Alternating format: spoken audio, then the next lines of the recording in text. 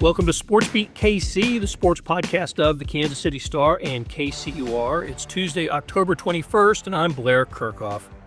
The Chiefs were on the good side of one of the most lopsided games in team history last weekend. A 31-0 victory over the Las Vegas Raiders at Arrowhead. Chiefs beat writer Pete Sweeney and Star columnist Sam McDowell tell us why it went so well, what it means going forward, and they're here to share their thoughts on the return of wide receiver Rashee Rice and the absence of left tackle Josh Simmons.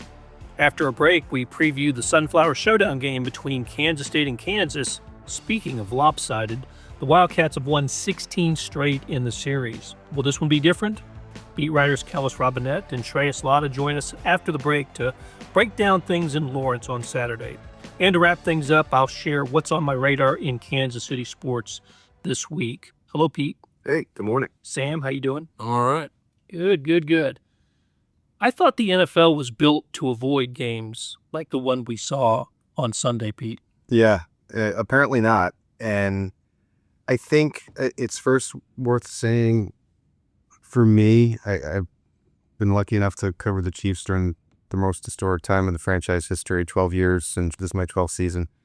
I have never seen a wire-to-wire game like this where they were this dominant in any playoffs, regular season, so on and so forth. And so remarkable to say the least. And you do have to mention this is the Raiders. They are struggling. They had several injuries, but I also think about how many times have we seen the Chiefs in a matchup like this where they play with their food. And so for them to take advantage of those unfortunate circumstances for Vegas, I think was important. It was critical, and it just shows that maybe this team, after struggling early on, is a Super Bowl caliber team. It certainly felt that way on Sunday. So no Brock Bowers, no Jacoby Myers, no Max Crosby after the second quarter. They were a banged-up team, but we heard the same thing after the victories over the Baltimore Ravens and the Detroit Lions. Sam, we can't have a lot of excuses, can we, with this one? Yeah, I mean, this is a team that we have to remember last year struggled in these settings. So, I mean, there's, we credited the fact that they had won 12 one-possession games, that they were 12-0 in one-possession games. But the flip side of being 12-0 in one-possession games is everybody plays you close. Even the bad teams played the Chiefs close last year. And, it's this very team, this very franchise. I mean, the Chiefs got lucky to beat them last year. They lost to them 2 years ago. Blair, you and I were in Carolina when they went on a last-second field goal. I mean, there were a lot of bad teams that the Chiefs couldn't put away last year. So it's a completely different type of challenge, but I still was just as eager to see this challenge as I was the week before against the Lions. Because to me, if you want to be a really elite team, last week I talked about the fact I thought this team had a higher ceiling. Part of that includes blowing out bad teams, and we didn't see the Chiefs do that a year ago. I've never heard Andy Reid almost apologize to an opposing coach after a game. Yeah. I felt bad for him. What was it? His heart goes out to My heart goes out to Pete. like he had passed away. Maybe in a football sense, after this performance, if you glance at some of the comments from Raiders fans and social media and the Reddit world, it is despair, and it should be. I mean, this team looks as bad as any in the NFL. It's unreal that they had 2 wins. And part of that was their defense have been pretty good this year. But the injuries kind of came into play. Where they're going through this bad stretch. But yeah, for Andy Reid to nearly apologize for what he had to do and kneel the ball with 3 minutes to go. Yeah, it was on the other side of the 2-minute warning. Didn't even let Gardner Minshew throw a pass in the fourth quarter. Was that? I mean, come on. That if the backup quarterback in the game and don't even let him throw a pass, I did think it was clear he felt sorry for him. I mentioned, in the past podcast, I think this is the second podcast in a row I'm mentioning Madden, but when you play Madden online, you can offer a concede to the other team. And this was the example of that in real life. I mean, it was just like, we've scored enough. We know you're not scoring on us, and we're going to run the clock out with 15 minutes to go. Yeah, amazing stuff. We speculated last week, knowing that Rashee Rice was going to be back for the Chiefs in this game for the first time since serving his 6-game suspension, that he would be part. We figured he'd be part of the game plan, and boy was he. I don't know if we got the complete Rashee Rice experience, but we got a lot of Rashee Rice. 2 touchdown receptions in this game, targeted I think 10 times. Was it 8 receptions? 7 receptions. 7. And I thought he looked good, and I thought the offense, Sam, looked terrific with him as part of it. Yeah, I mean, what surprised me is that the offense looked terrific before he was part of it. I kind of thought that we'd be waiting on this week to say, okay, now the Chiefs can really get going. They got going before he was back, but I still thought there were a couple moments in the game, which I wrote about afterwards, that showed that Patrick Mahomes has a different connection with Rashee Rice than he does any of his other receivers. To me, it's a little bit reminiscent of his connection with Travis Kelce. Obviously not quite to that level, but he throws a back shoulder fade for a touchdown to Rashee Rice in the second quarter to make it 21-0. It's the first back shoulder throw he's made all year. And the fact that he chose to make it to a guy he hadn't played with in like 380-something days, I think is pretty telling of what he feels with Rashee Rice. But he also throws the no-look pass to Rashee Rice. The Rashee Rice didn't even know it was coming. He still felt like he knew where he was going to be. And you guys heard me ask him about it after the game. He says he can tell by his body language when he's expecting the ball and where he's expecting the ball. I don't think we've ever heard Patrick Mahomes criticize a receiver, but he wouldn't say that about any other receiver. I don't think he's got that feel with anybody else. And that's the dimension that it adds, are these little small plays throughout the game, and one gain's a first down and one gain's a touchdown. Yeah, just to add on the Rashee Rice point, when you look at the snap percentages, the snap counts in this game, you had Kelce, Gray, and Worthy 48 to 50 snaps each. Rashee Rice commanded the most targets and had the most receptions with 33. That's about 20 less snaps. Only ran 16 routes in the game. Right. So Get it on 10 of the 16 routes. When this load is full, you can start to see why the Chiefs really feel in the building that this is one of the best receivers in the NFL, if not vying for the top receiver in the NFL. I thought my favorite Rashee Rice moment, though, was it was just a slant, just over the middle slant, and just a play that I remember the Chiefs making with him while he was, in 2003, his rookie season, quite a lot, especially the second half of the year. I think it ended up going for 12 yards, but he created space, and the defense had no chance to stop him on that play. And I'm thinking, boy, if this is now part of the offense as well, all the more successful the Chiefs are going to be. Yeah, I mean, I wrote about it last week that, I think what Rashee Rice clearly adds is an after-the-catch element to their offense. I mean, the Chiefs, for 4 straight years from 20, 21, 22, and 23, were the number 1 team in the NFL in yards after catch. And 24 last year, they're third. And this year, they were doing pretty well with it over the last 3 weeks. And then they add this guy. But that's why the play you mentioned, the 2 I mentioned, really stood out to me, because those are before the catch moments. Like him getting open on a quick slant play, that's a before the catch moment. Patrick Mahomes deciding to throw back shoulder when he's not really open is another before the catch. And so I think that it's possible that the guy we saw for 4 weeks last year, I guess, 3 weeks and a quarter, is not, some flash in the pan. Like, this is maybe the production that I think could be expected, at least on a per snap basis, because Andy Reid did say they're still going to bring him along pretty slowly. And I expected more snaps from him, to be honest. Yes, I do. And so I think it's possible that they're going to, you can't rush a guy back from injury. Training camp kind of revved him up, but then he didn't practice for 6 weeks. And the other play I think we need to talk about was the 4th and 1. This stuff never works, from Patrick Mahomes at the line. Those of us in the press box didn't catch it immediately, Right. Because we don't, we have television monitors up there, but we don't have the audio.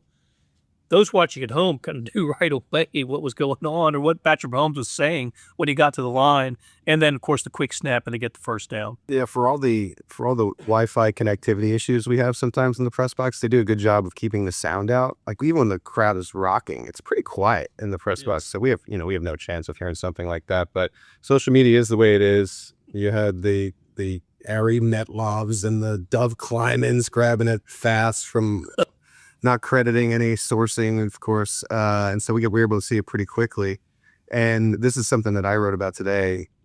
The Chiefs have a certain vibe and swag going back to like the Tyrann Mathieu words about them when they're running these types of plays. And I even went as far back as pre-Mahomes when they were putting Dontari Poe on offense and letting the hungry pig eat and throwing the bloated Tebow, and Travis Kelce in the playoffs throws a touchdown to Byron Pringle, and you have the snow globe. It didn't work out. Would have been a touchdown called back. But again, against these Raiders, and it just seems like when Andy Reid starts letting the players weigh in with their ideas and they practice them and they're using them, just feels like a different Chiefs team, one that I feel like the NFL should maybe be almost a little scared of.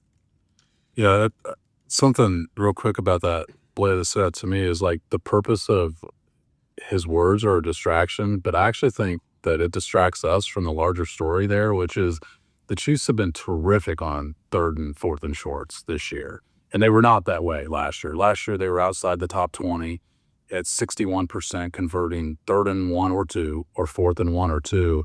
This year, they're at 74%. And like they're 5th in the league this year. They've gone from like 22nd to 5th.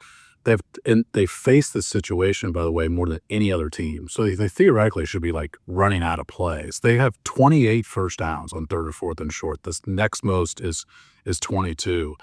Kareem Hunt on those plays is 14 out of 16, which he ends up getting the ball on that. No other player has more than 11, which of course is Jalen Hurts. So Kareem Hunt has had more first downs on short yardage than even the tush push has this year. I completely trust them on 3rd and 4th and short now, right? That was not the case. Yeah, that would be. It was a pretty ridiculous statement a year ago, for example. Okay, this is SportsBeat KC. I'm Blair Kirchhoff here with Sam McDowell and Pete Sweeney. Let's look ahead to the Washington Commanders that come to Arrowhead on Monday Night Football next week. And I think maybe the theme early is who is not going to be on the field. We don't know about Commanders quarterback Jane Daniels yet. Had the MRI for the hamstring injury. He wasn't able to finish Sunday's game against the Cowboys. I don't think we'll know until later in the week whether he's going to play or not. They're hurting. But the Chiefs also now have a couple of injuries and an absence that we need to discuss. Let's just start with Omarr Norman-Lott, the defensive tackle. MRI, Pete, you wrote about that. He's going to be out for the season. What are the Chiefs going to do at a rookie defensive tackle? Chiefs are going to come up short there now. They're going to go sign somebody? Yeah, I mean, I think the indication is Marlon Tolotopu, excuse my pronunciation, will come up. But that's better than Blair and I would get, I think. Will come up right away. I'm sure this will be a spot where the Chiefs will look as you get closer to the trade deadline. They also have a pair of former 3rd-round defensive tackles on the practice squad we don't know a lot about, right? We didn't really get to see them as much during the preseason, but it doesn't feel like a stark answers on the roster. I feel badly about this for Omarr Norman-Lott, and I think really the team's plan as a whole, I think they were hoping that Norman-Lott together with Jalati, as the year would go on, would play more and more and more and get that pass rush juice that maybe they were missing last year. And so I thought before the injury, they maybe needed to trade for a defensive lineman interior, and now it feels even more dire. It's the position we all talked about in training camp. Do they have enough on the interior line? And the answer was no through 7 weeks, and now they lose a guy that, look, I mean, if you're going to have solutions that came from inside the organizations, I think it was going to have to be rookies who just got better, and now you lost that opportunity. Mike Pennell's still out there, isn't he? No, he's with the Bengals. Oh, okay. Yeah, the Bengals skipped him up right away, yeah. Is there anybody who is available that's the Chiefs could sign quickly? Christian Wilkinson? Oh, yes. The last that we heard of him, he was kissing Wilkins, I'm sorry. Christian Wilkins. I'm messing up old Raider names today. But yeah, the last we heard of him, he was kissing a teammate on the forehead and losing a roster spot because of that. The Chiefs have been, and Andy Reid has been known to provide chances and second chances, and very odd from what the reports were on that. But he's out there. I don't know, past him, significant difference-wise, if there's anyone available.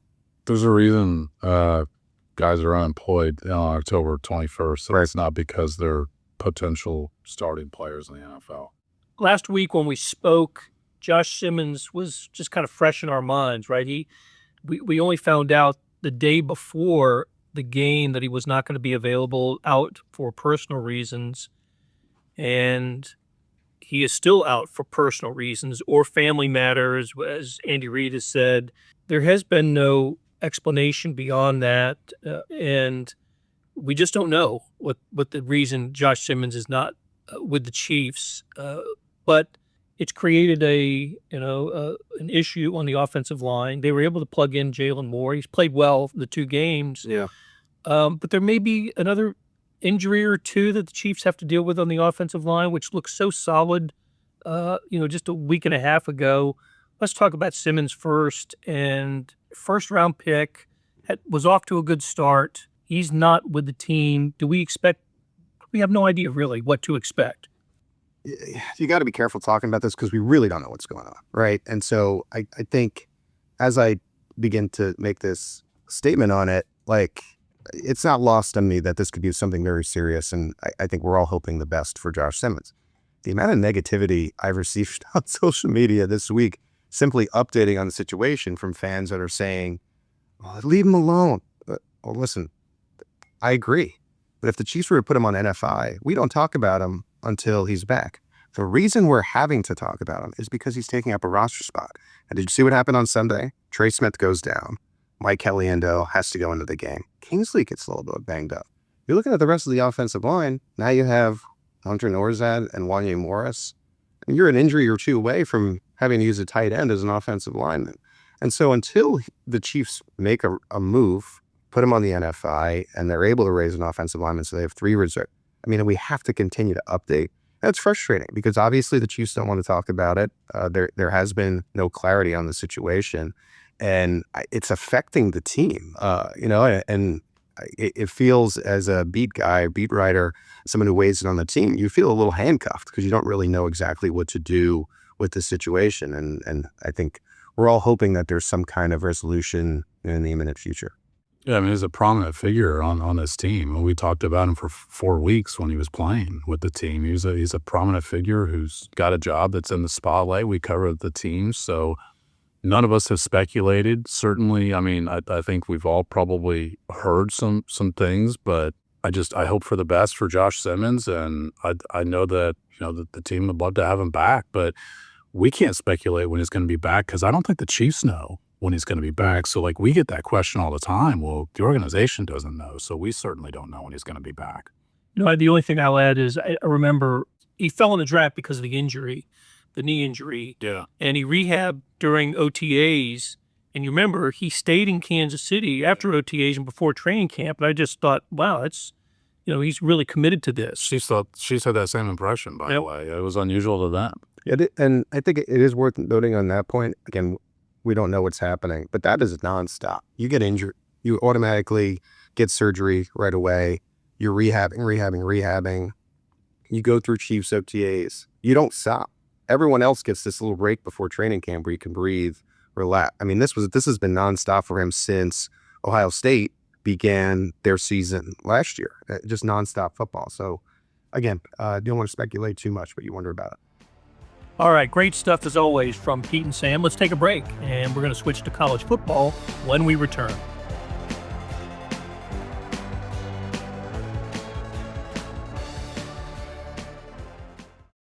We're back on SportsBeat KC. I'm Blair Kirkhoff, and we are joined by Kellis Robinett, who covers Kansas State. Hello, Kellis. Hey, Blair. And Shreyas Laddha, who covers Kansas. What's up, Shreyas? Hey, Blair, how are you? Good. Big game coming up in Lawrence. I don't know how much national attention it's going to get or should get, but Kellis, pretty meaningful game for these programs. I'm trying to figure out if it's bigger for one school than the other. Let's get the K-State perspective first, though. Yeah, I mean, you could argue it's bigger for both sides, which I think makes this one of the more entertaining and important rivalry games we've seen before these two teams for so long. When Kansas was cycling through their inept coaches, it was just, given that Kansas State was going to win. It was just by how much, and that's changed the last 2 years, even though Kansas State has won 16 straight in the series. The last 2 have been absolute nail-biters that were decided by a combined 6 points. Kansas almost won in Lawrence and in Manhattan the last 2 years. So, when you look at it, who's it more important to? I would say shoot, even though I'm sure Kansas would love to end the rivalry, a losing streak, I think you could argue that it's Kansas State just because with the start they had, losing in Ireland, getting off to just a rough start to the season. This is a game that could really revive things for them, and much would be forgiven if they win this game. They'll be back to 500. The streak over KU will continue. And I know as soon as Kansas State went to their bye week after they lost to Arizona, a lot of fans were saying the only thing that's important the rest of the season is beating KU. We want the streak to continue.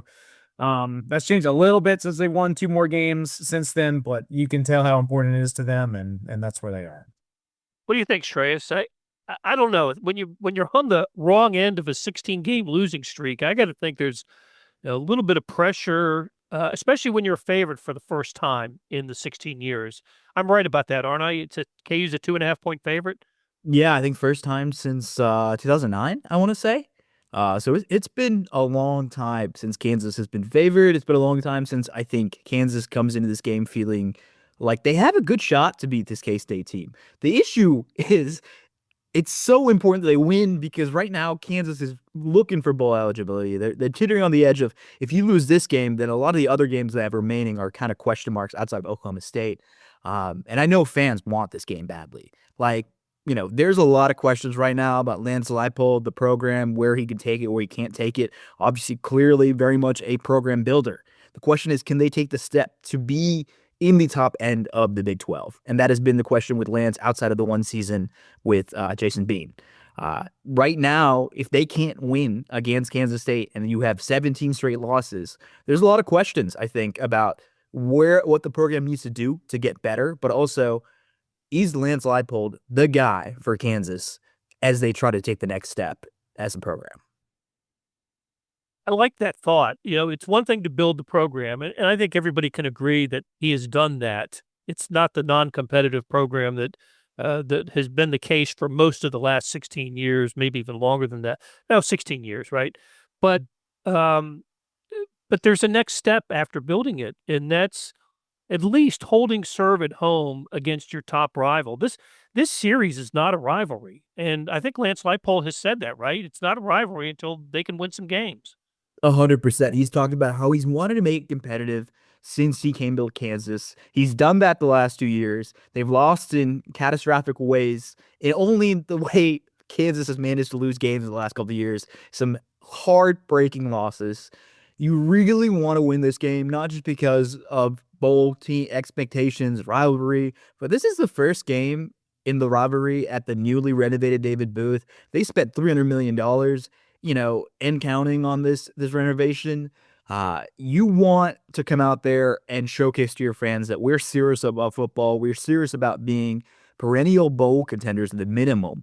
And that means having to win a game like this because otherwise, I just don't know what to make of the season after that if they lose this game.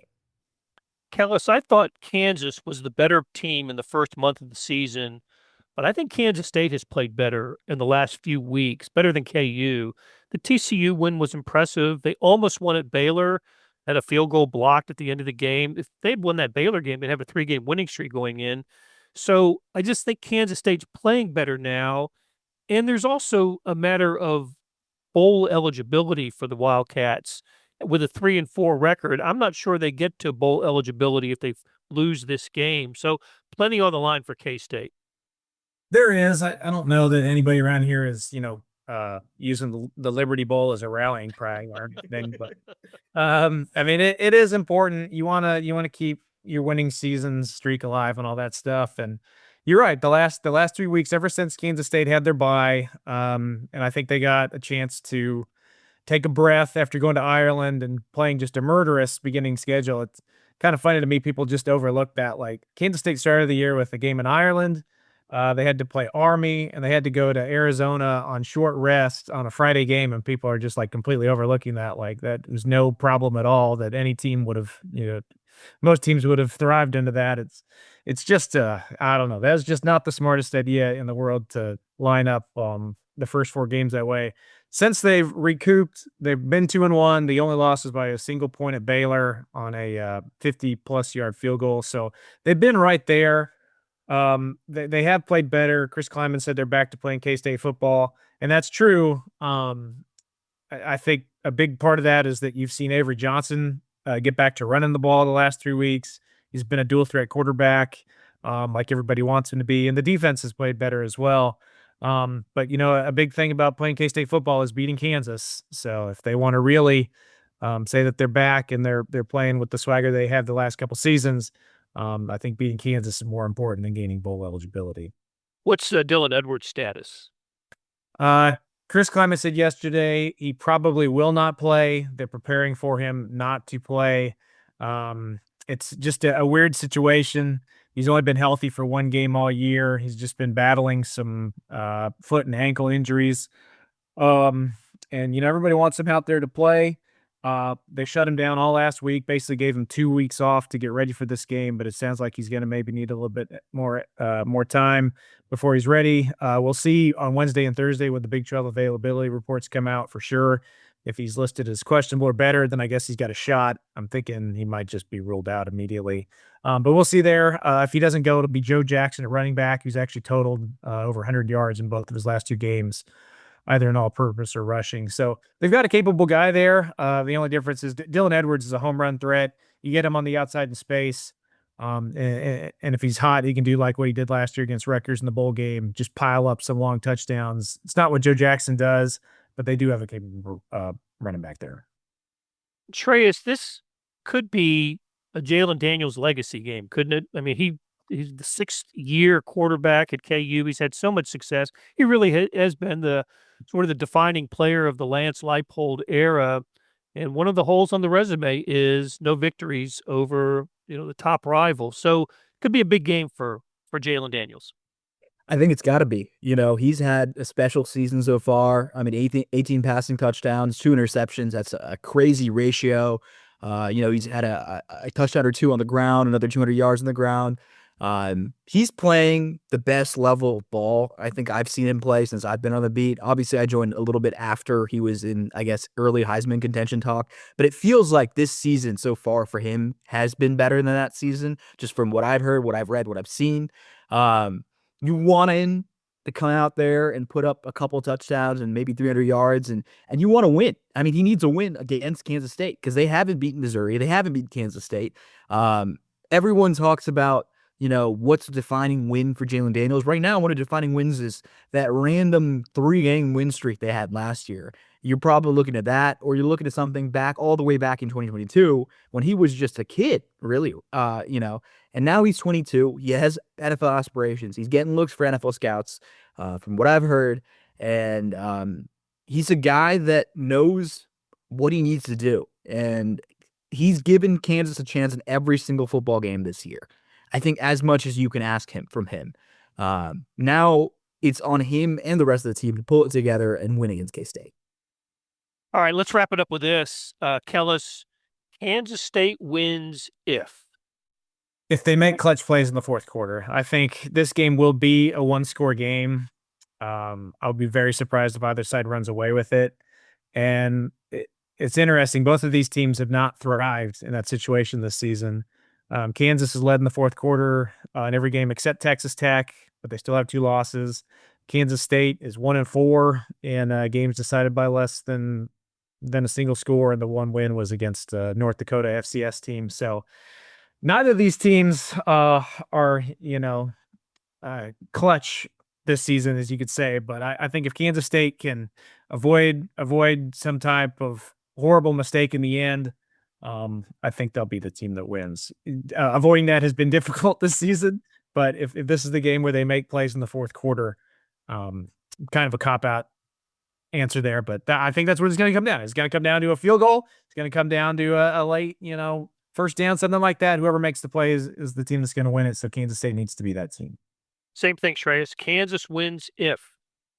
I think I agree with that sentiment. I'll add on, if Kansas can stop the run game. KU's run defense has been really bad this year. They're allowing almost 200 yards on the ground, and about almost 2 touchdowns on the ground for the year.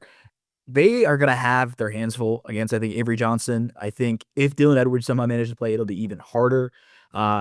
KU needs to get off the field. Like, they have to get their defense off the field. They have to stop letting drives get prolonged.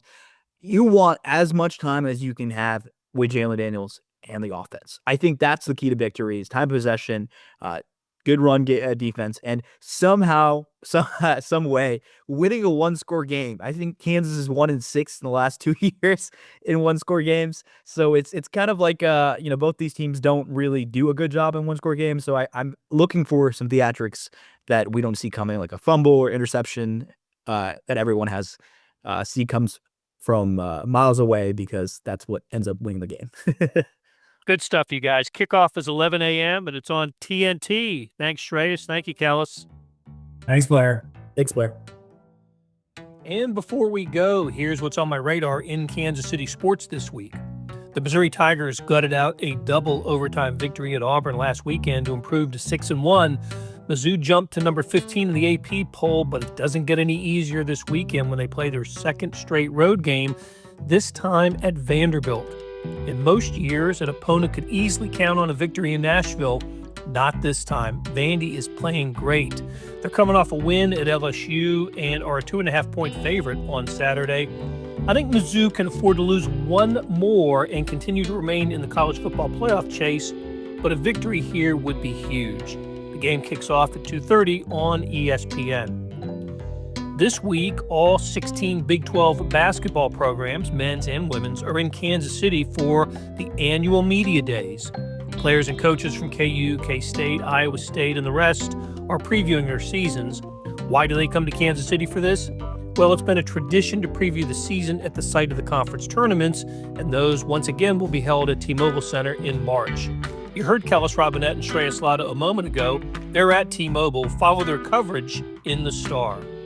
Well, that'll do it for this week. Thanks to our staff, Randy Mason, Lonnie Davis, Irvin Zhang, Suzanne Hogan, and Gabriella Lacey, and to our editors, Jeff Rosen and Scott Chasen. We'll be back soon with another SportsBeat KC, where we talk sports in Kansas City.